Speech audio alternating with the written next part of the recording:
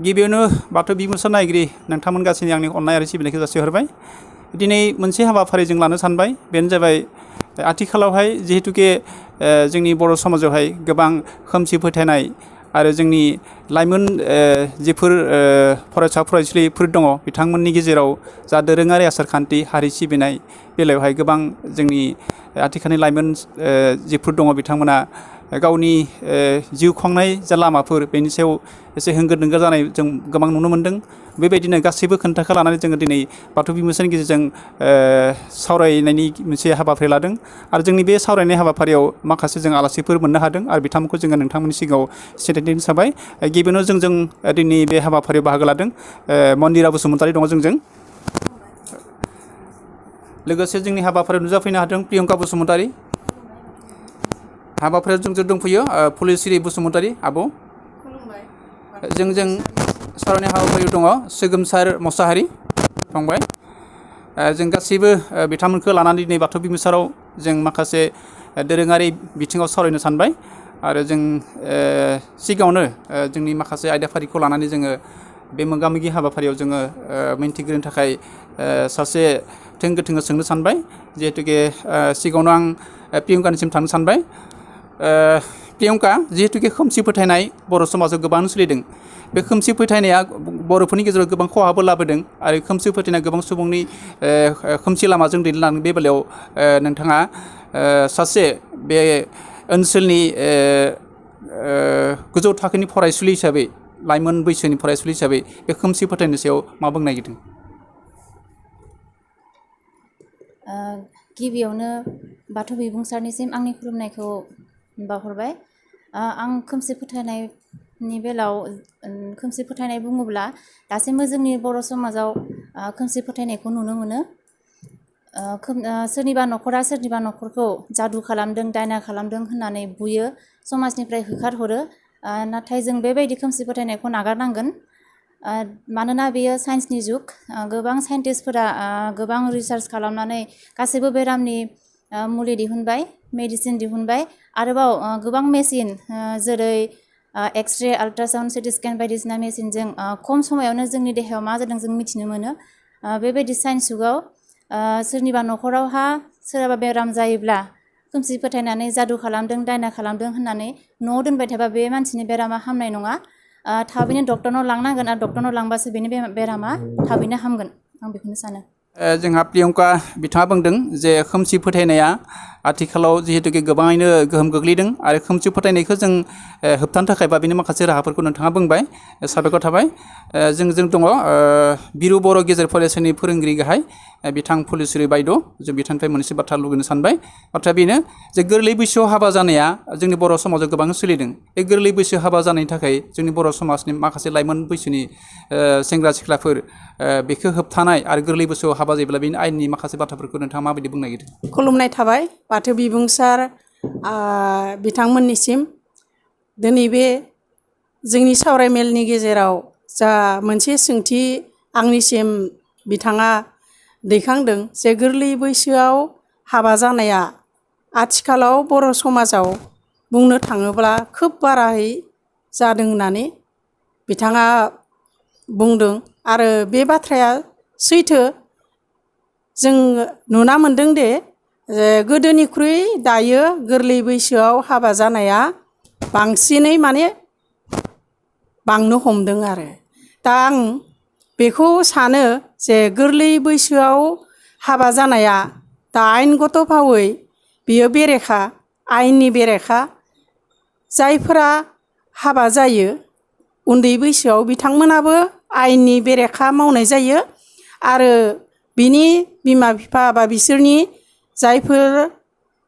उन्दै बैसोआव हाबा जायो बिसोरनि बिमा बिफायाबो आयेन हिसाबै बा आयेननि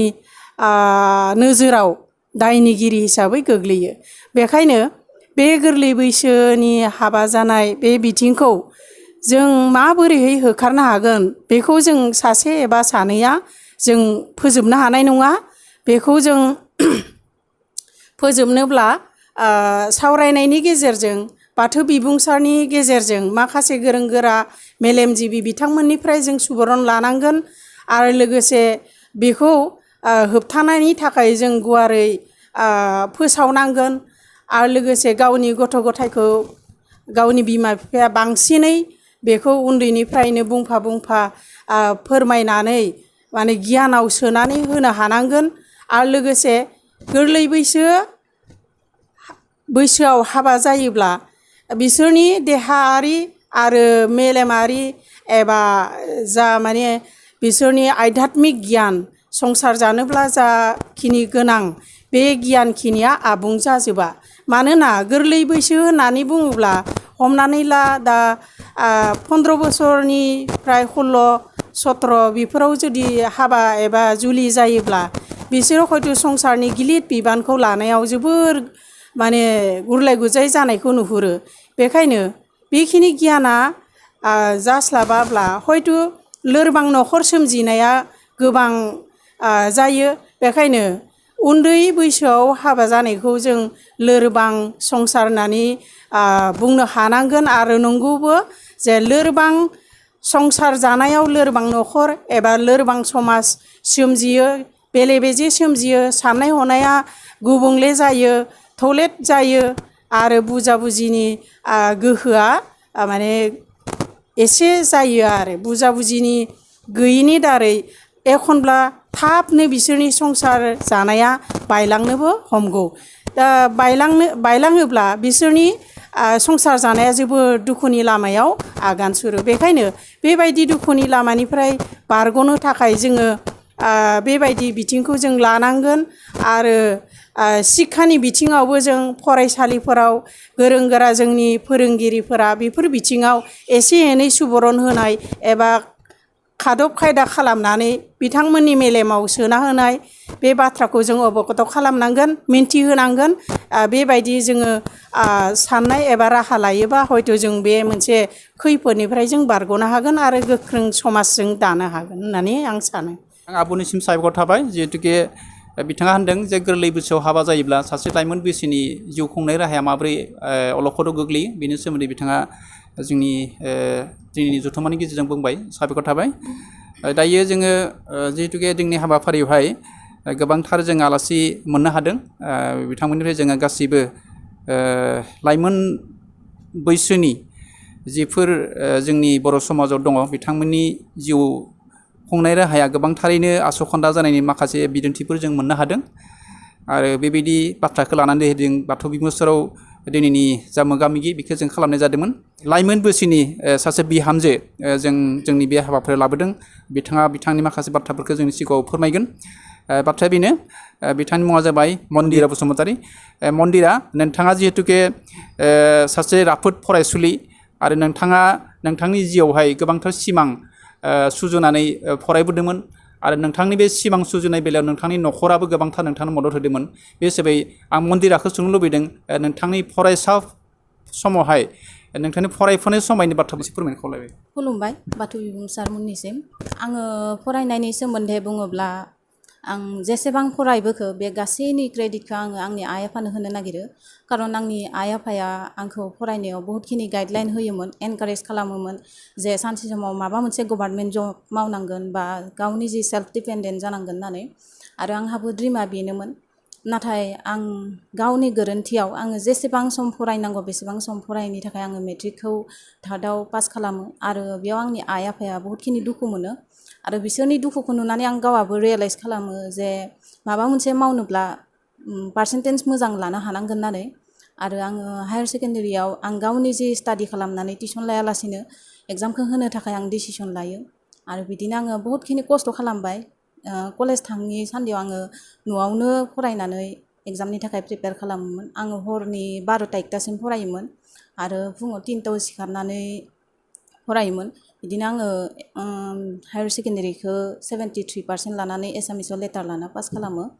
आरो डिग्रियाव आङो इंलिसाव मेजर लायो आरो इंलिस मेजरनि थाखाय आङो धिखाजुलियाव टिउसननि थाखाय नांगौ जायोमोन आरो आङो बिदिनो एज ए रेगुलार रुटिन आङो 3तायाव सिखारनानै दसे फरायनानै टिउसननि थाखाय थाङो आरो डाइरेक्ट कलेज थांखायोमोन कलेजनिफ्राय आङो 3ता-4तायाव न'आव मोनफायो दसे रेस्ट लानानै आङो बिदिनो 12ता-1तासिम फरायोमोन आरो 3तायाव सिखारोमोन बेबादिनो आङो खस्थ' खालामनानै डिग्रिखौबो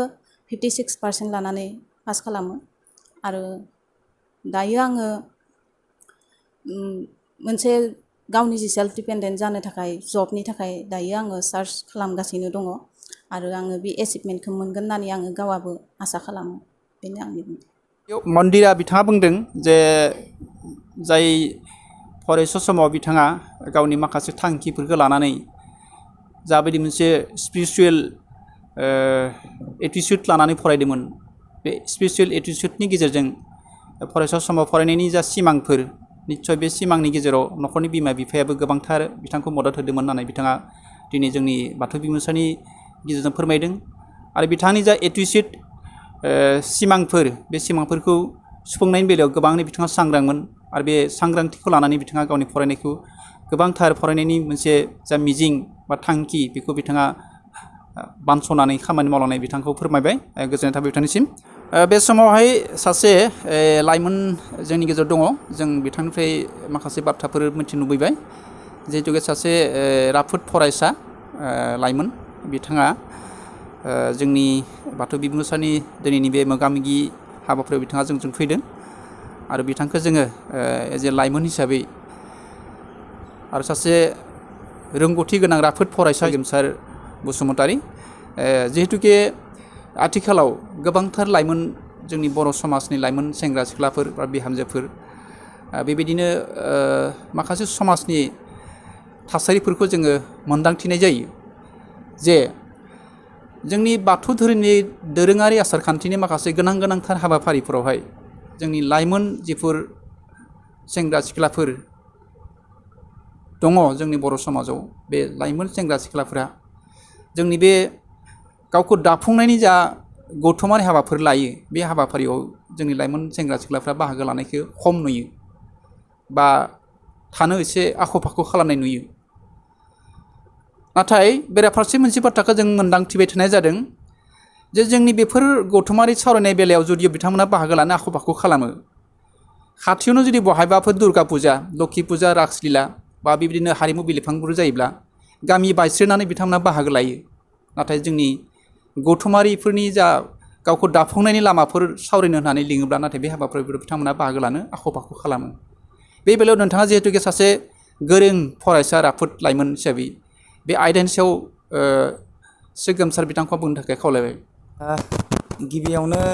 बाथौ बिबुंसारनि मावथिगिरि आरो नायगिरिफोरनिसिम आंनि खुलुमनायखौ बावहरबाय। जिहेतु जों गासैबो मोनथिखागौ लाइमोनफोरा जादों समाजनि गोहो। बेजों लोगोसे गंसे समाजा गसंथानो थानो थाखाय लाइमोनफोरनि कन्ट्रिबिउसना जोबोर गोनां आरो जों फंसे रावाव बुंनो थाङोब्ला मानसिनो अक्सिजेननि जेरैबायदि गोनां थिग बेबादिनो गंसे समाजा गोग्गो आरो मोजां आदर्शजों गसंथाना थानो थाखाय लाइमोनफोरनि कन्ट्रिबिउसना एसेबांनो मोजां। थिग बेबायदि बेलायाव जोंनि माखासे धोरोमारि बा फरायसा अर्गेनाइजेसनफोरा माखासे ओरिएन्टेसन प्रग्राम लायो जाहाथे लाइमोनफोरनि फैबाय थानाय इयुना मोजां जायो मोजां गसंथानो हायो होननानै। बेबायदि बेलायाव बिनि उल्थायै जोंनि लाइमोनफोरा गोसो गुदुङै पार्टिसिपेट खालामनो नागिरा बा गोसो होनानै खोनासंनो नागिरा। बिनि आन्दोआव माखासे जाहोन दं। माखासे जाहोननि गेजेराव बयनिख्रुइ एक्युट रिजना जादों आथिखालनि जा लाइमोनफोर बिसोरनाव जा पेशेन्सनि जा लेभेल बियो खमिबोदों आरो बेफोरबायदि पेशेन्सआ खम जाबोनाय जाहोनाव बिसोरो बेबायदि मोजां प्रग्रामाव